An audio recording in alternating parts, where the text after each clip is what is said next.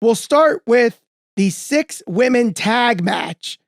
Bayley, Io Sky, and Dakota Kai against the Raw Women's Champion, Bianca Belair, Asuka, and Alexa Bliss.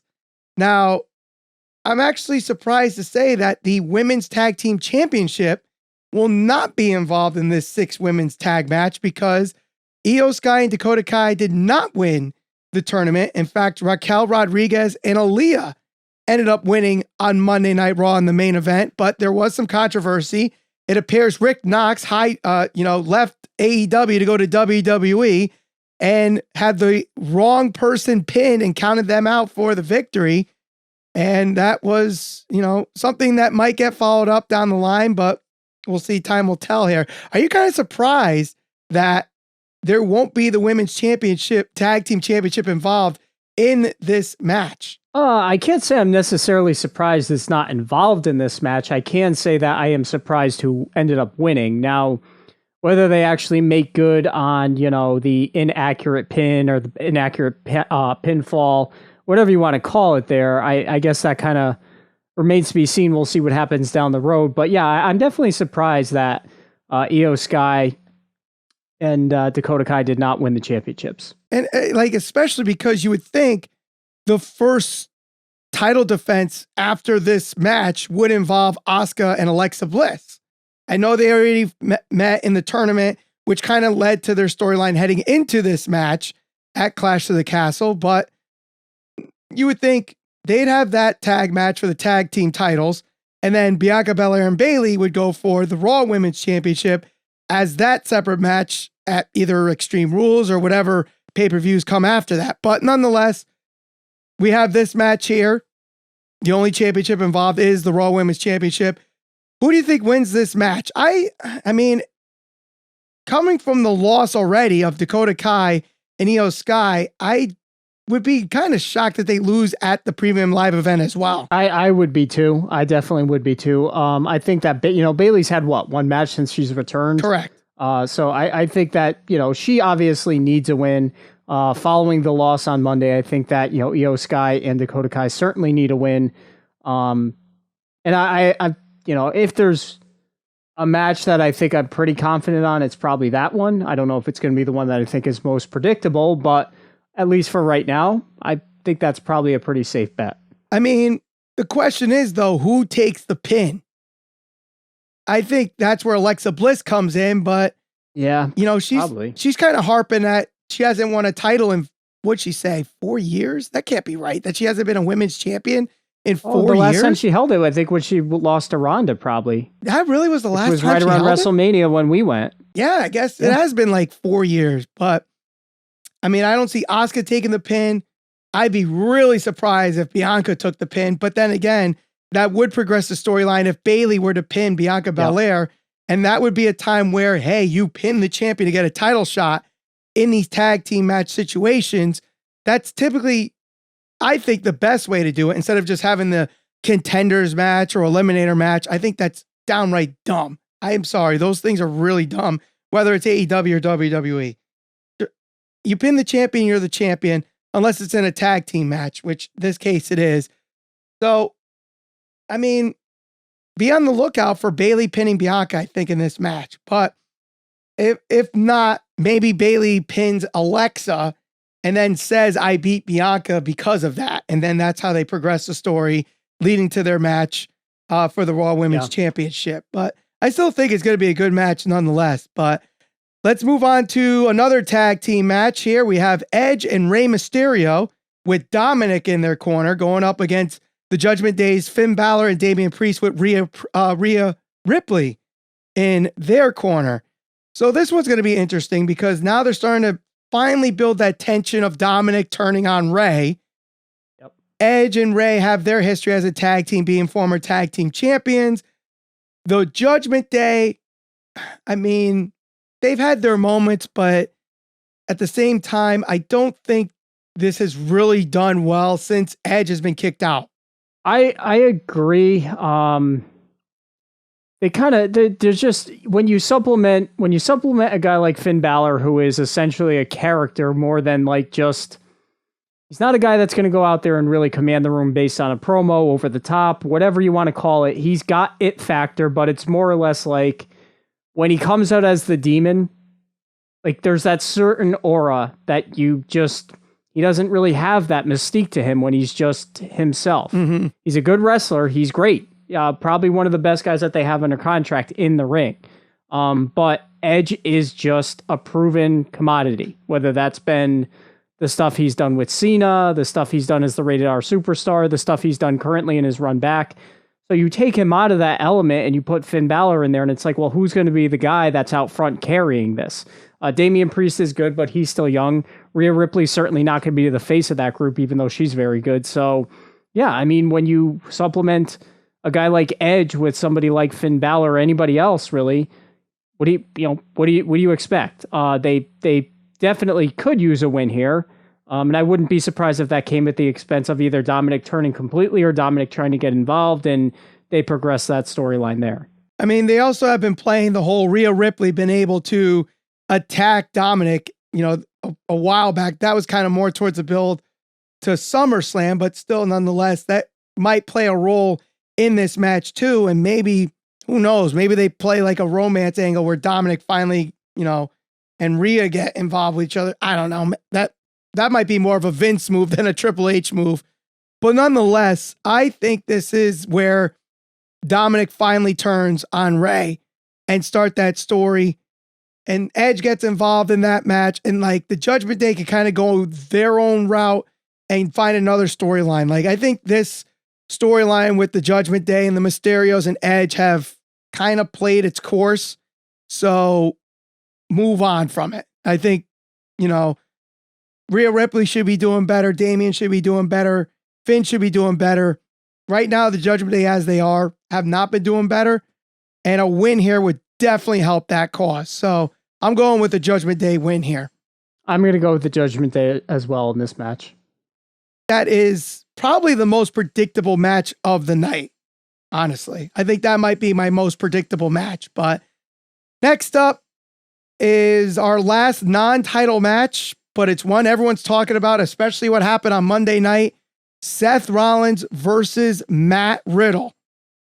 Now, the face, what was supposed to be a face-to-face, ended up being the whole, kind of like what we're doing right now, where we have, one person on one side of the camera, one person on the other side, and they do their little interview, split cam, as I believe it, as we call it. And, Matt Riddle takes a shot at Seth, saying that Becky is the only man in that family. And then Seth dug into Matt Riddle, and he dug in deep about the divorce, and now the kids don't want to see him. And let's just say that was not PG content. That was not TV PG content, but people are talking about it. I know we recently talked about, profanity in promos and swearing, and when they're warranted, they're great, but sometimes people just do it for the pop. This is a case where it's warranted because Seth went to a place where he should not have gone, even though Riddle went there first. Seth fired back, and Riddle was pissed. Now, I don't know if this was completely worked, if this was shoot, if it was worked shoot, whatever the case may be, but this is made the match very, very interesting. And they're going into this match wanting to kill each other. Well, not only that, I think this sheds another light to, the depth of character for Riddle, because prior to this, he was the sidekick to Randy, the goofy guy in the scooter, the stoner. He was comedic relief, but kind of with an edge. Like, before he went to NXT, he was the guy that was probably one of the most sought after guys, I would imagine, on the indie scene. He was very good, very popular, if you want, whatever you want to say about him. He was definitely somebody that was important to the indie scene before he made his way to NXT and eventually worked his way up. Now, of course, naturally, once he got under Vince McMahon, we saw kind of what he was going to be. This stoner, laid back guy, surfer dude, whatever you want to call it. There wasn't a whole lot there. Now, RK Bro, great chemistry there. Mm-hmm. That gave him the ability to really get out in front and show what he can do. But there wasn't a whole lot there that kind of showed that, look, this guy used to fight in UFC. He's trained in MMA. There's more to him than just being this stoner character. And I think this is really going to start to be where we start to see that side of Riddle. And I think that, I've enjoyed this throughout the whole kind of mini feud that they've had here. Yeah. And, I think a lot of people were upset, myself included, because I was at freaking SummerSlam, and that was one of the matches that I was looking forward to most. Got scrapped, mostly because Triple H, I believe what he said was he wanted to build this up to be a more important match. And here we are. So again, Triple H as the guy as head of creative.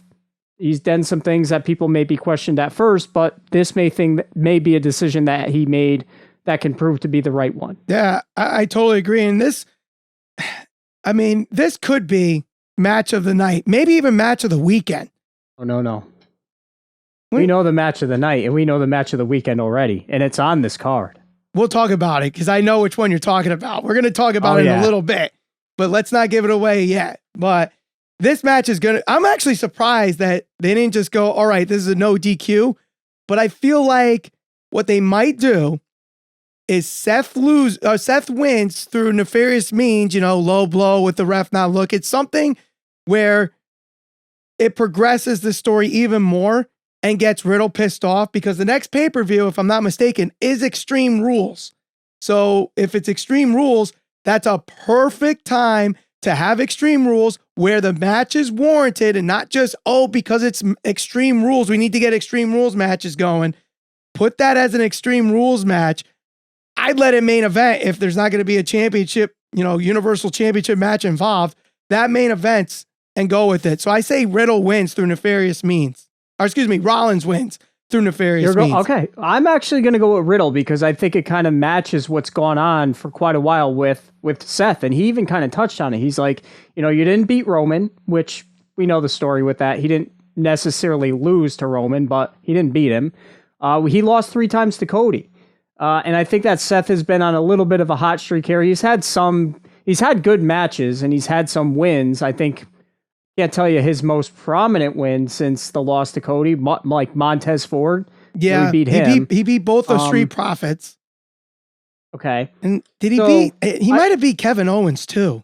I might be wrong. He did have him. Yeah, or was it AJ? He had another good. I know AJ. He's been on a hot streak. I'd have to look at his most recent matches, but I'll tell you this much: with him, I think this year what they're trying to do with him, especially with Cody coming back eventually. He's been on the losing end of some feuds, and I think that will help kind of progress the story. Very similar to what actually happened with Becky, right? Build her back up, and then it's like, look, you haven't won the big one. You can't win the big one right now. And I think Riddle is the guy on the come up, exactly as Seth put it. A win over him will kind of cement Riddle as a guy that's really, that upper mid card right now, and I think he deserves to be there.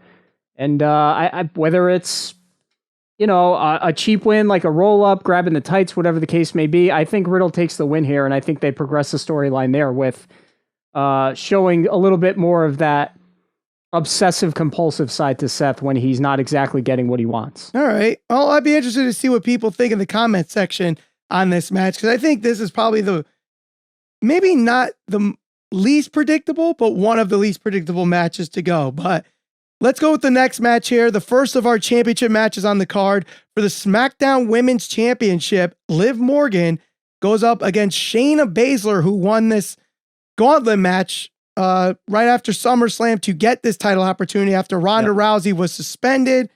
They started this storyline with Ronda and Shayna where, Shayna went to Ronda, was like, you can't try to hijack the shows. You got to play by the rules. That's how you get what you want.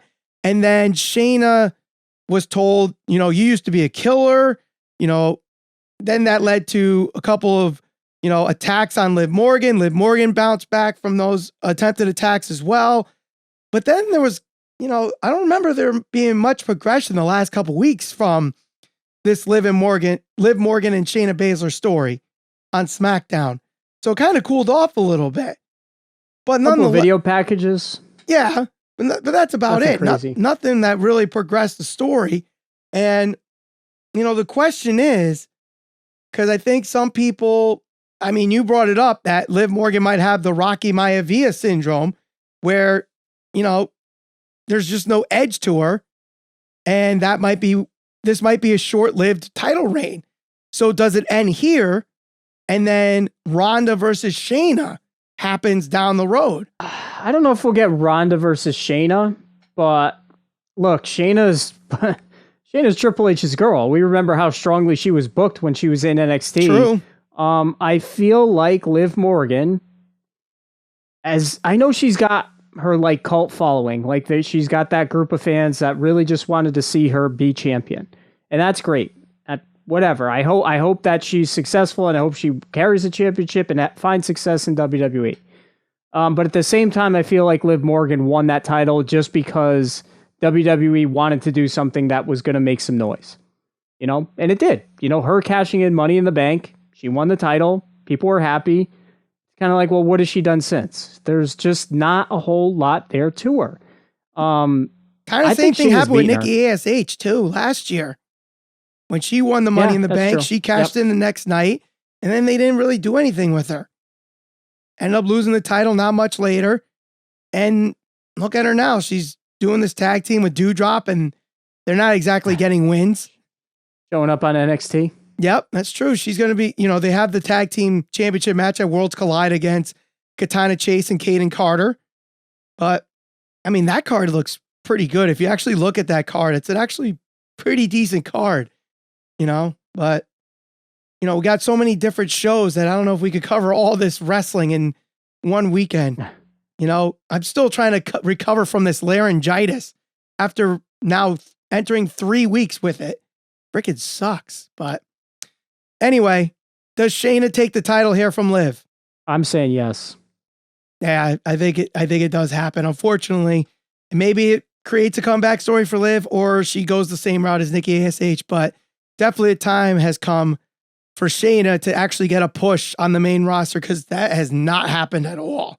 And with Triple H in charge, I think it's happening now. But I think this is the match you were talking about earlier, the match of the weekend. For the Intercontinental Championship, for the first time in a long time that this title will be defended on a premium live event, Gunther versus Sheamus. And before we get into the match, we did get a question from Zero to Hero on our community page. We usually do an Ask SCPB episode, but a lot of the questions that we were given before our recording were about this weekend. And by the time the episode would have came out, it would have been outdated information. So we're trying to sprinkle them into our predictions here. So Zero to Hero, your question was, on a scale of love tap to tomato sauce, how red will Sheamus's chest be after, Gunther will be done with him? So Sheamus's music's going to hit. Yep. Gunther will be in the ring. He will proceed to walk down the aisle, and upon walking down the aisle, his chest will instantly just get red at the sight of Gunther. Well, it might get sunburned because if it's still light out, Sheamus might just have sunburn, so it's already going to be red to begin with. And then if you have Gunther's chops onto the sunburn, forget it. Like, Sheamus is done for. Listen, and we always talk about this on the show, like, I don't want to feel like I have to go out of my way to understand how good somebody is, or understand more or less like storylines. I don't want to have to go watch Wrestle Kingdom 2 to understand that Kenny Omega had a beef with this guy and whatever else. But if you want to see what Walter's capable of, or what you're in store for prior to this, go back and watch some of his matches with either Pete Dunne and certainly Ilya Dragunov, because those were absolute wars. And this is going to be nothing short of an absolute war. There may be nobody more underappreciated than Sheamus in WWE in terms of what he can do in the ring in the last, I don't know, maybe 10 years. At least since the pandemic. He really turned it up when the pandemic started and they were doing the no audience shows. He just put on great match after great match after great match. Now he didn't have a title win or anything, but he just in winning matches and losing matches, he just looked great the entire time. And you look at his match with Drew McIntyre at, what was that, Fastlane, that no DQ match where they just killed each other. That's what I'm expecting out of this match. Now, granted, it won't be, it's not a no DQ match, but still that like violence, brutality, and just physicality I expect from these two. And we talk about Gunther leaving red marks on Sheamus. Sheamus is going to leave some marks on Gunther too. Oh, absolutely. And that's one of the great things with, especially, I knew Gunther is certainly slimmed down from what he used to look like when he was in NXT. Yeah. But that, to me, that doesn't really affect anything. If anything, it makes him look a little more athletic and presentable and professional and whatever else. Some people I know say, oh, he's not as intimidating because he's not as big. But if you've followed Gunther, and if you haven't, you'll know this, I'm sure, after this weekend. He does a little bit of everything. He'll brawl, he'll do some submissions, he'll go to the top rope, and he'll do a splash. He'll sell. And that's the thing. Seller. That's why he might be one. Again, when you talk about, I wouldn't say necessarily unappreciated, but to the average WWE casual fan, the one that's not paying attention to NXT, I think they're in for a treat, because I think this is going to be like more or less his coming out party, because we've seen him have dominant, good matches on SmackDown. I think this is going to be the first one where he can truly show how good he really is and how dominant he can be at the same time. Well, he had that match with Nakamura not too long ago. That was really good. He did. But I think this one's going to take it to the next level. No knock on Nakamura, but I think just usually when you have similar styles, they don't typically work well. But I think in this situation, like brawler and brawler typically is the best combination if you're going to use similar styles. And that's what we're going to get here. Plus you have the Ludwig Kaiser and the Butch and the Ridge Holland dynamic here. How are they going to get involved? I just hope they don't get too involved where it takes away from this match. But, Butch, for what it's worth, I hate the whole looking like Oliver Twist thing here, but he's made it work. And I guarantee he's going to do something in here just to get a pop from the crowd, kind of distract the crowd a little bit, but Gunther and Sheamus will know what to do to get themselves back focusing on the match. Yeah, absolutely. So who wins? Does Gunther retain, or does Sheamus take the title? Actually, believe it or not, Sheamus has never been Intercontinental Champion. Yeah, and they tied that in here.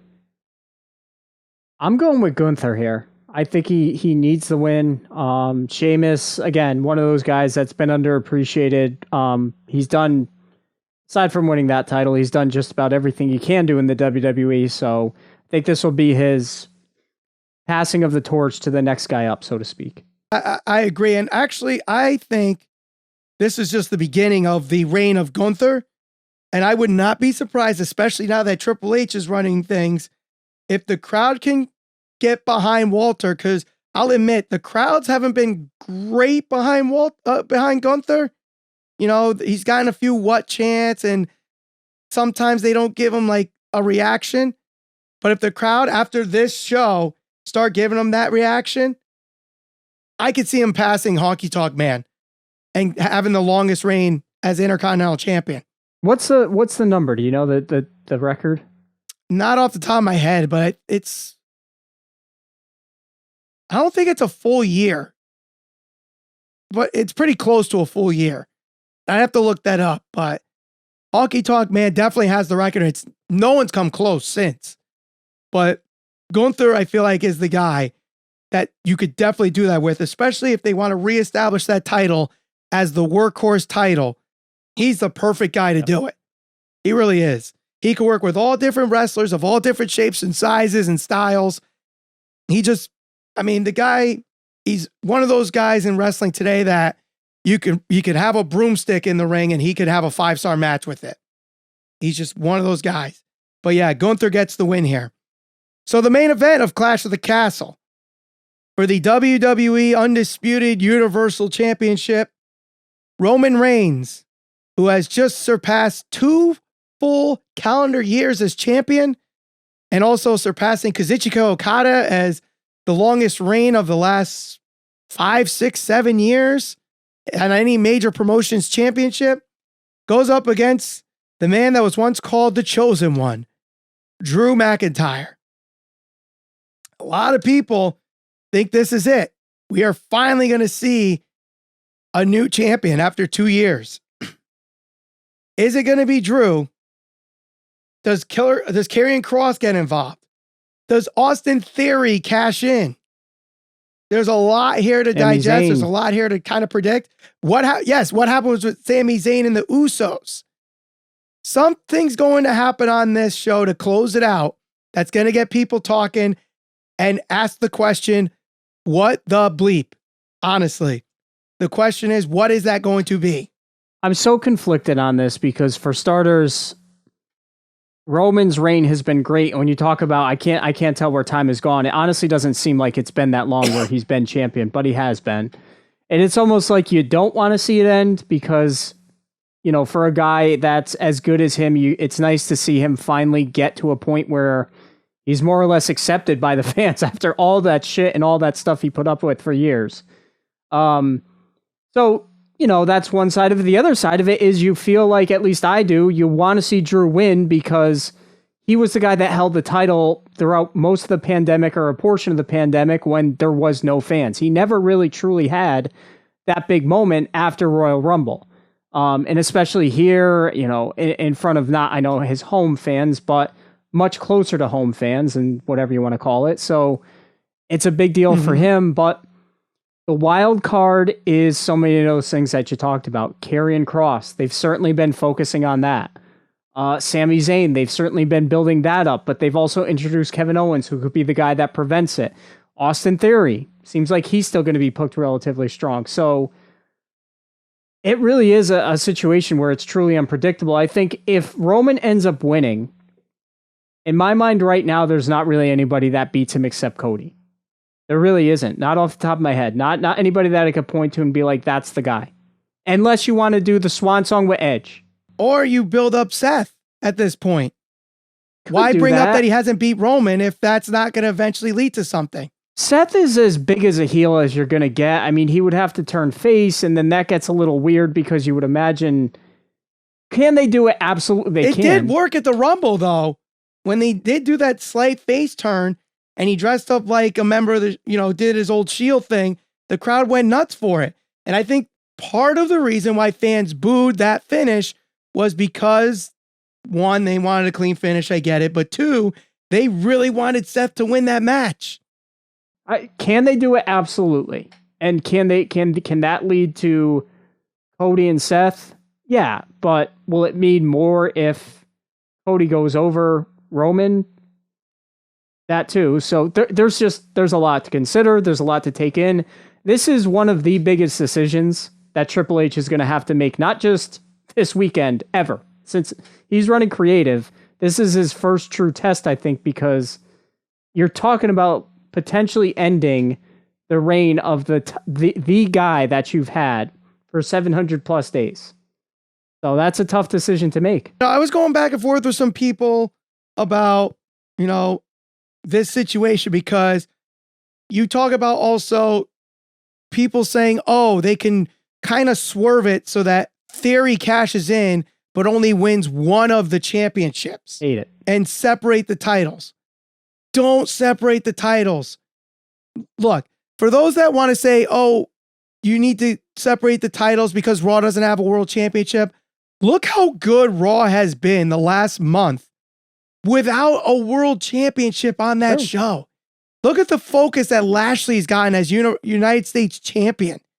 You know, they've had the Usos on as tag team champions going on both shows. You know, you've had focus on Kevin Owens.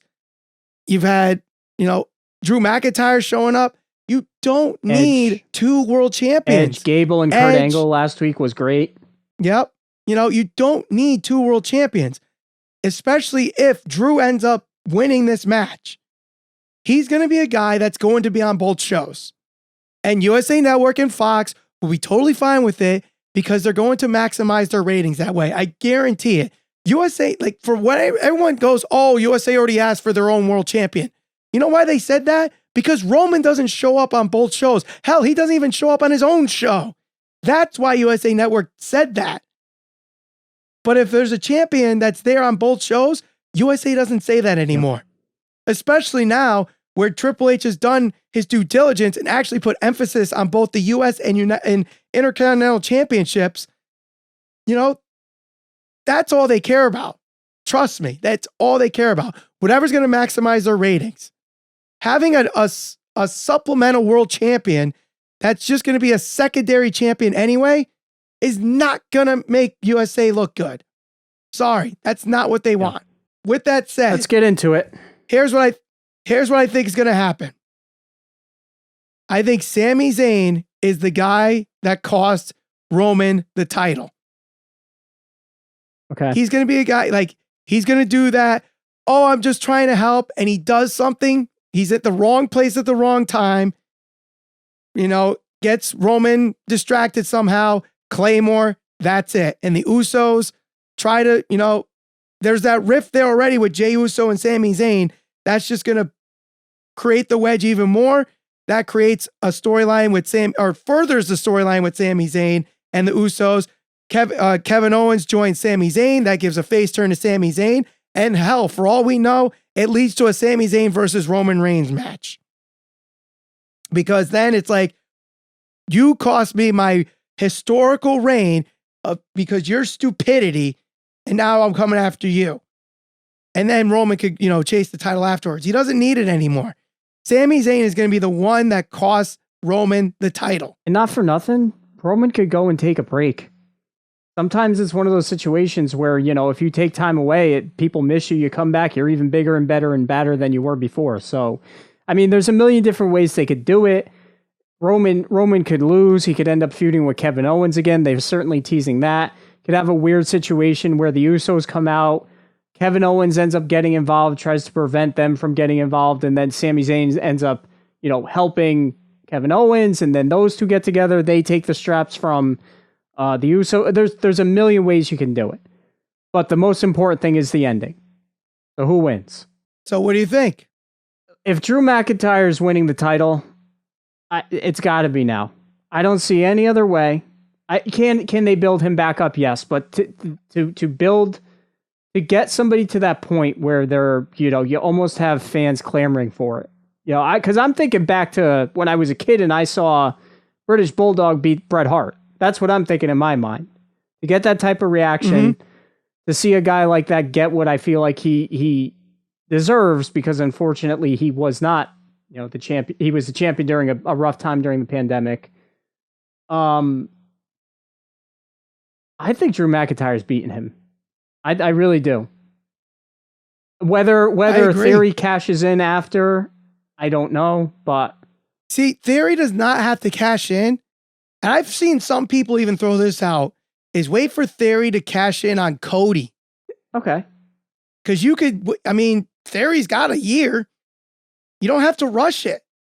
Don't waste the end of a reign to have him cash in on Roman Reigns or Drew McIntyre. The only reason I even suggested is because if Karrion Kross comes out, takes out Drew, and then Theory comes and collects the scraps. Right. You could do that, but I think that's a Vince move. Yeah.